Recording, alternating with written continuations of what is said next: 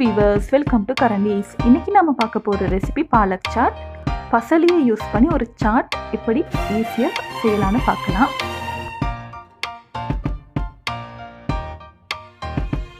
முதல்ல ஒரு பால் எடுத்துக்கோங்க. அதுல ஒரு கப் கடலை மாவு சேர்த்துக்கிறேன்.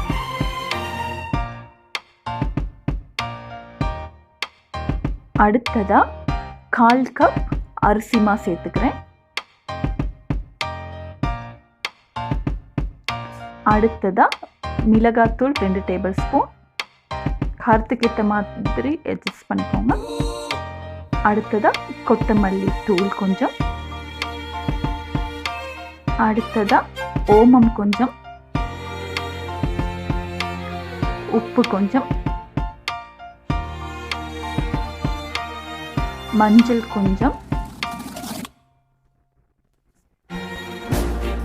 அடுத்தது amchur பவுடர் கொஞ்சம் சேர்த்துக்கிறேன். இது ட்ரை மேங்கோ பவுடர், இது இல்லைன்னா ஸ்கிப் பண்ணிடுங்க. அடுத்ததாக கொஞ்சம் கொஞ்சம் தண்ணியை சேர்த்து இதை நல்லா விஸ்க் பண்ணி எடுத்துக்கோங்க. இந்த லம்ஸும் இல்லாமல் இந்த மாதிரி பஜ்ஜி மாவு கன்சிஸ்டன்சிக்கு இதை மிக்ஸ் பண்ணி எடுத்துக்கோங்க. அடுத்ததாக பார்த்தீங்கன்னா நான் பசலியெல்லாம் க்ளீன் பண்ணிட்டு எடுத்துருக்கேன். பசலியை இதில் டிப் பண்ணி எடுத்து இதை டீப் ஃப்ரை பண்ணிக்கலாம். இந்த மாதிரி எல்லா பக்கமும் கோட்டாகிற மாதிரி டிப் பண்ணி எடுத்து டீப் ஃப்ரை பண்ணிக்கலாம்.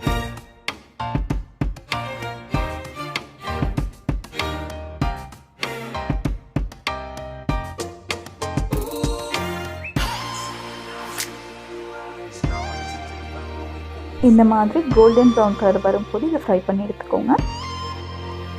அடுத்ததாக ஒரு பவுலில் 3 டேபிள் ஸ்பூன் தயிர் எடுத்துக்கிறேன்.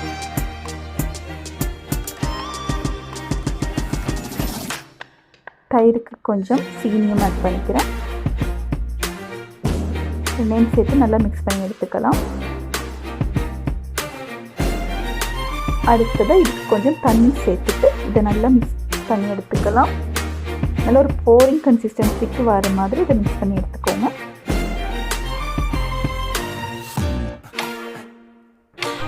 அடுத்ததாக ஒரு சர்விங் பிளேட் எடுத்துக்கோங்க. அதில் ஃப்ரை பண்ணி எடுத்து பசலியெல்லாம் ஆட் பண்ணிக்கலாம்.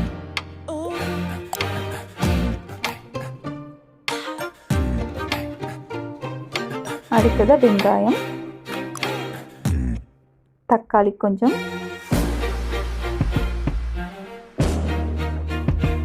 பச்சை மிளகாய் கொஞ்சம்,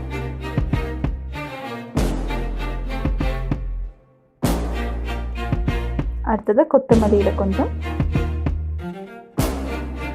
அடுத்ததாக நான் மாதுளம்பழம் ஆட் பண்ணிக்கிறேன். அடுத்ததாக தயிர் ஆட் பண்ணிக்கிறேன்.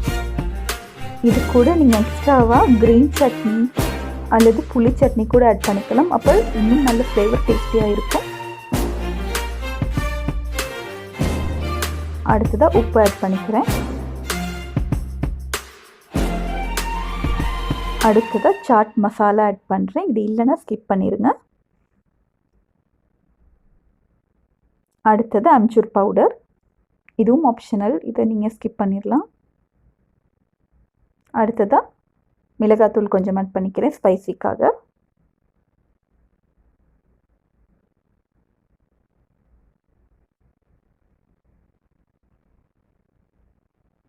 அடுத்ததாக இந்த மாதிரி ஃப்ரை பண்ண பசலியெல்லாம் கொஞ்சம் உடைச்சிட்டும் சேர்த்துக்கிறேன். திரும்பவும் ஆனியன் கொஞ்சம் ஆட் பண்ணிக்கிறேன். இது உங்களுக்கு விருப்பமான மாதிரி நீங்கள் திரும்பவும் தேவையானதெல்லாம் ஆட் பண்ணிக்கலாம். நான் தக்காளி கொஞ்சம் போட்டுக்கிறேன்.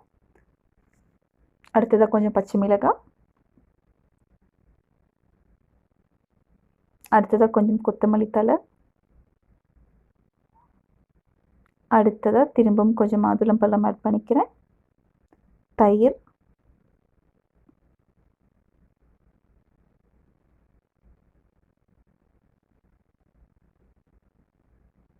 மிளகாத்தூள் கொஞ்சம்,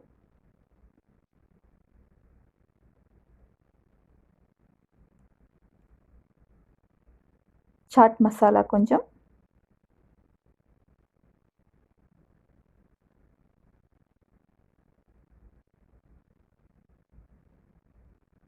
அடுத்ததாக நான் கிரேப்ஸ் கொஞ்சமும் ஆட் பண்ணிக்கிறேன். இதுவும் ஆப்ஷனல் தான்.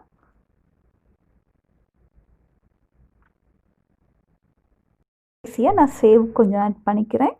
இது இல்லைன்னா நீங்கள் மிக்சர் ஆட் பண்ணிக்கலாம். இல்லைன்னா நம்ம செஞ்ச கடலை மாவு மிக்சர் மிச்சம் இருந்தால் அதை கூட நீங்கள் ஃப்ரை பண்ணிவிட்டு சேர்த்துக்கலாம். திரும்பவும் ஒரு கார்னிஷ்காக தயிர் கொஞ்சம், மாதுளம்பழம், கிரேப்ஸ் எல்லாம் ஆட் பண்ணிக்கிறேன். இப்போ பார்த்தீங்கன்னா நம்மளோட பாலக் சாட் டேஸ்டியாக ரெடி ஆகியாச்சு.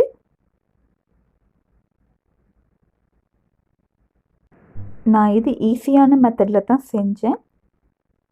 இது கூட புளி சட்னி, க்ரீன் சட்னிலாம் ஆட் பண்ணிங்கன்னா இன்னும் நல்ல டேஸ்டியாக இருக்கும்.